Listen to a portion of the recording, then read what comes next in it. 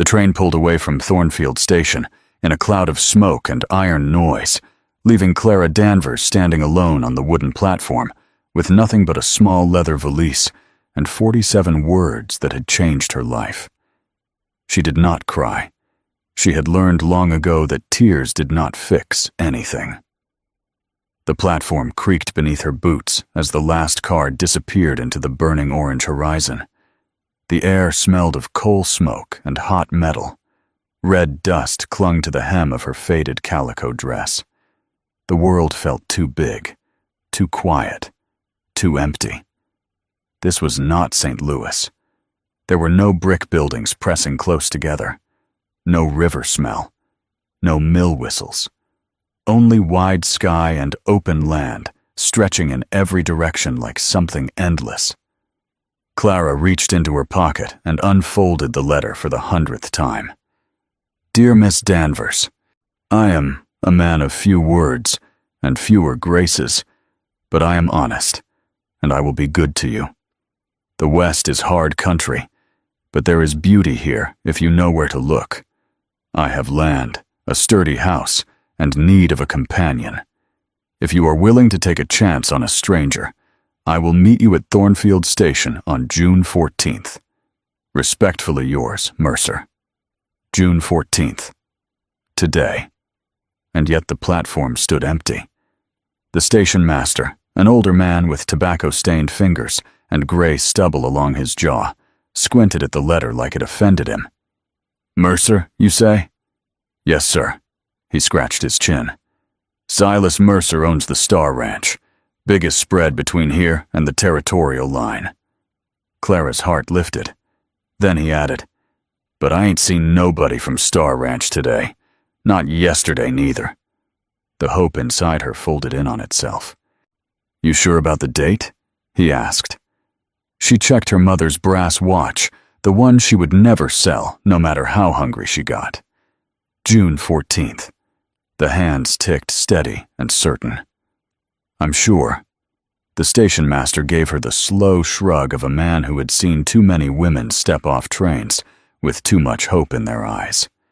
Could be ranch work held him up. Could be tomorrow. Could be. Clara folded the letter carefully. Waiting had been her whole life. Waiting for money. Waiting for her mother's coughing to stop. Waiting for something better. She was done waiting. How far to Crestwood? She asked. 10 miles west. Road ain't friendly after dark. Is there a shortcut? He studied her thin frame, her worn dress, the single bag at her feet. Then he sighed. Saddleback Canyon. Cuts off 3 miles. Follow the creek till you see a split rock shaped like a broken tooth. Bear left there. I thank you kindly.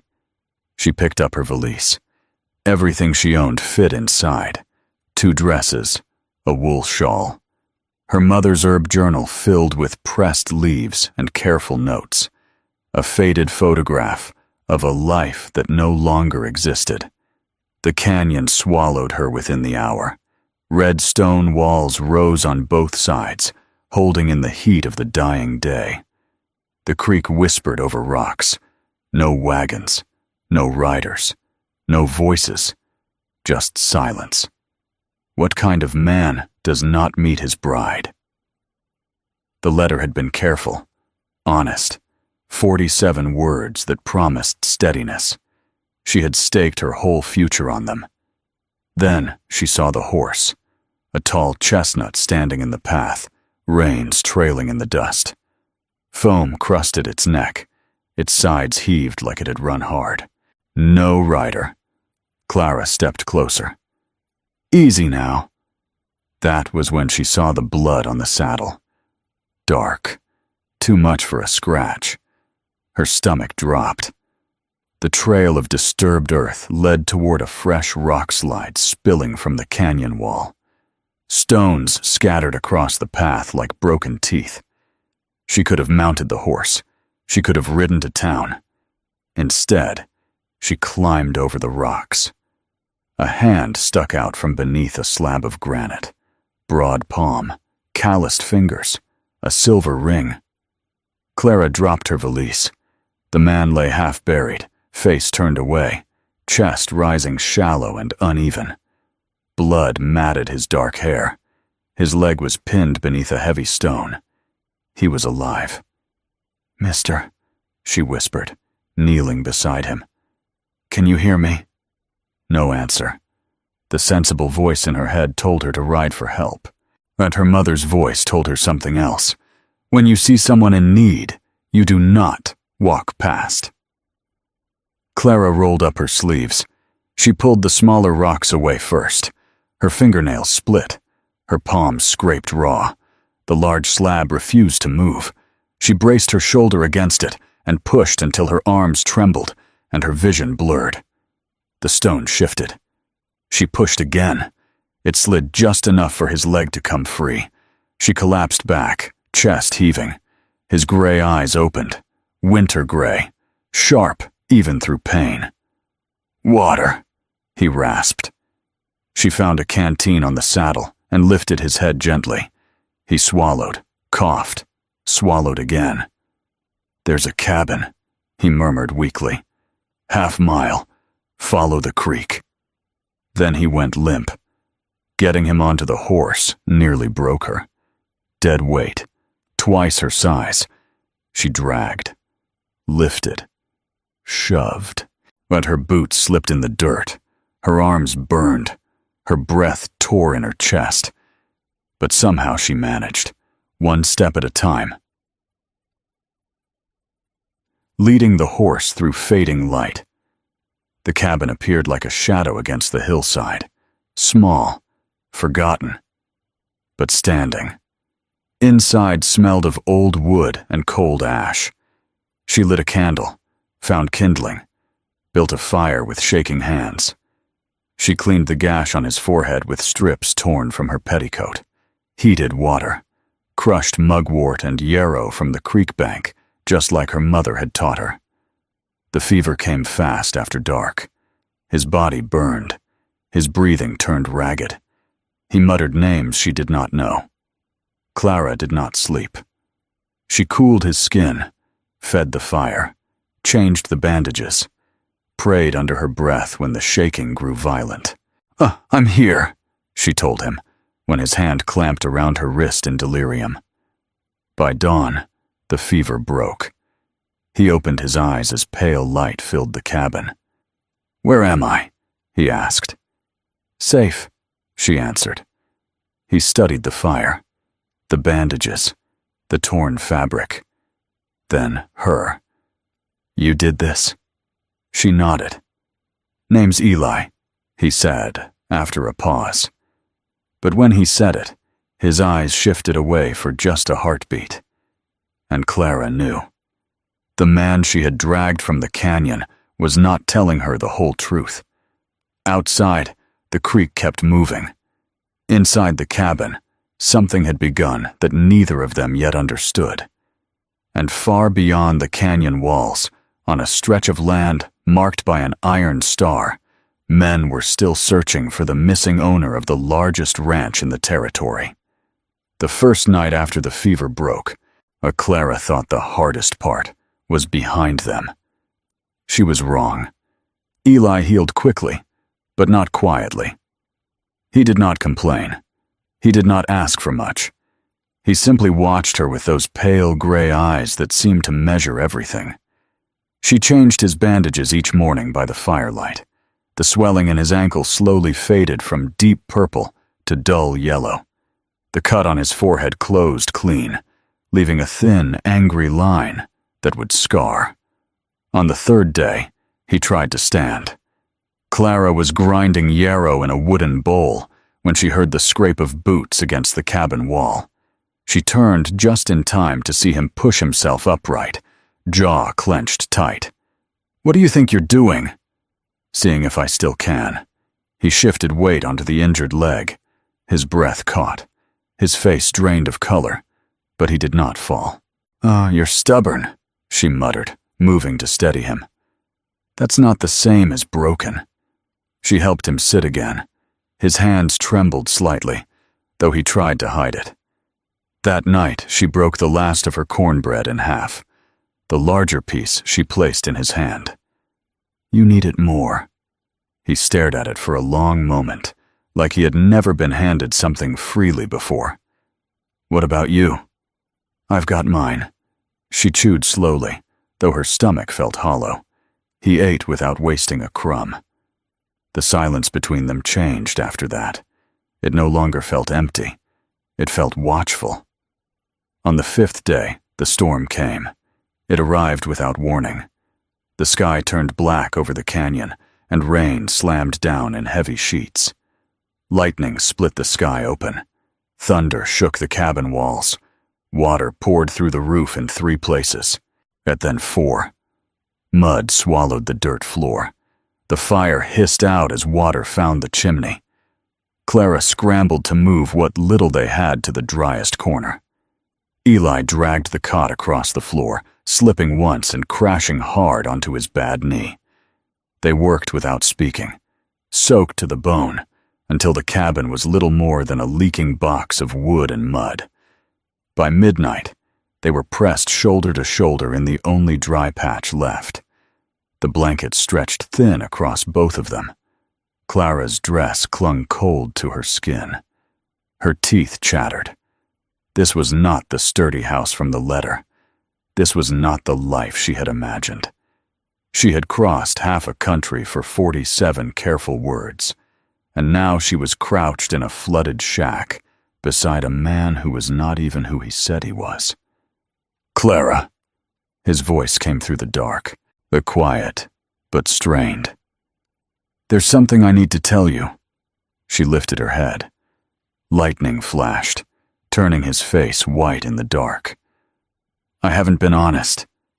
Thunder exploded above them. The horse screamed outside. Eli was on his feet instantly, limping toward the door. "If she runs!" He vanished into the storm before she could stop him. Clara stumbled to the doorway. Lightning showed him fighting through mud, reaching for the horse's reins as the animal reared in terror. He slipped and went down face first in the muck. The horse's hooves struck the ground inches from his head, but he did not let go. He held on until the animal settled, until the reins were secure, until both of them were shaking, but standing. When he came back inside, mud coated him from head to toe. She handed him the blanket. "Well, what were you going to tell me?" she asked. He did not meet her eyes. Not tonight. She studied him in the flicker of dying embers. Shame was written plainly across his face. The next morning, the storm was gone. The cabin was ruined.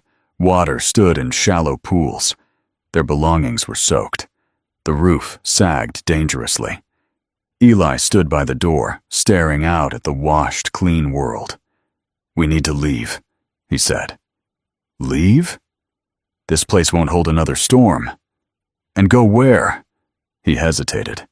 "Somewhere I need to take you." She looked at him carefully. "Trust me," he said. She thought of the canyon, of the fever, of the storm. "Yes," she answered. "I reckon I can." The horse carried them both. Clara sat in front. Eli's arm rested around her waist to steady her.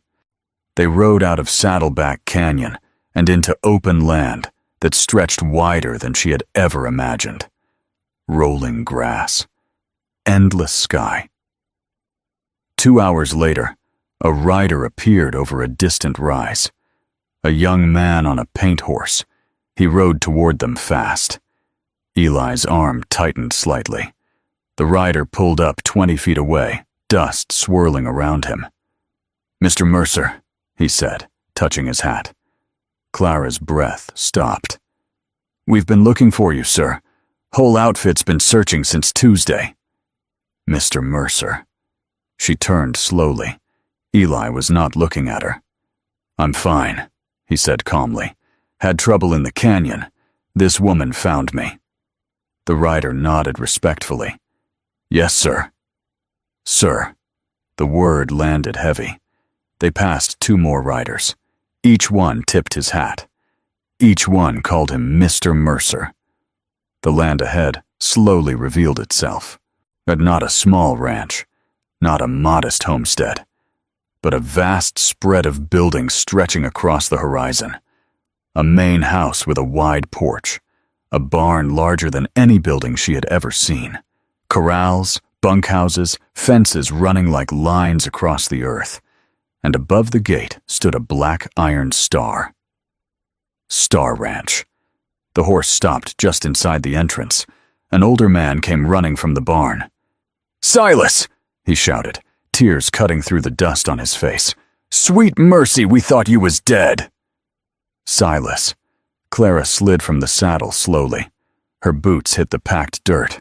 She felt steady on the outside. Inside, something cracked. "Silas Mercer," she said evenly. "The man who wrote me those letters." He met her eyes. "Yes." "You knew," she whispered. He did not deny it. "You let me tell you everything. My mother. My past. Well, why I came west. And you never once said who you were. I was going to tell you." "When?" Her voice rose before she could stop it. "After I gave you half my food? After I carried you to that cabin? After I trusted you?" "I needed to know," he said quietly. "Know what?" "If you were real." The words hung between them. "You tested me." "Yes." Anger burned hot in her chest. "And what did you decide?" He swallowed. "You gave me half your cornbread when you thought I had nothing. You stayed when you could have left. You saw a man in need, not a ranch, not a fortune." He stepped closer. "You deserve better than a man who hides behind lies." She stared at the house behind him. White porch railings, curtains in the windows, a room prepared upstairs for a bride. "I need time," she said finally. He nodded once. "I'll wait." The sun dipped lower behind the ranch buildings. Clara looked at the iron star above the gate. She had come west believing she was chasing safety. Instead, she had found truth, but truth had come wrapped in betrayal. And as she stood beneath that iron star, Clara knew one thing for certain. The choice before her would change both their lives forever. Silas did not follow her to the porch. He stayed by the gate for a long moment after she walked away, hat in his hands, shoulders squared like a man bracing for judgment. Clara climbed the steps slowly. The boards were solid beneath her boots. The house smelled faintly of fresh paint and lemon oil. It was not the damp, sagging cabin by the creek. It was not survival. It was comfort. Inside, the walls were clean and white. Lace curtains softened the windows. As a polished wooden staircase curved toward the second floor, Mrs. Patterson, a sturdy woman, with iron gray hair and steady eyes, met her at the foot of the stairs. "Your room's ready, ma'am," she said gently. "My room." Clara followed her up. The bedroom door opened to morning light even though the sun was setting. 2 large windows faced east. A white quilt covered the bed, stitched in a pattern of wedding rings.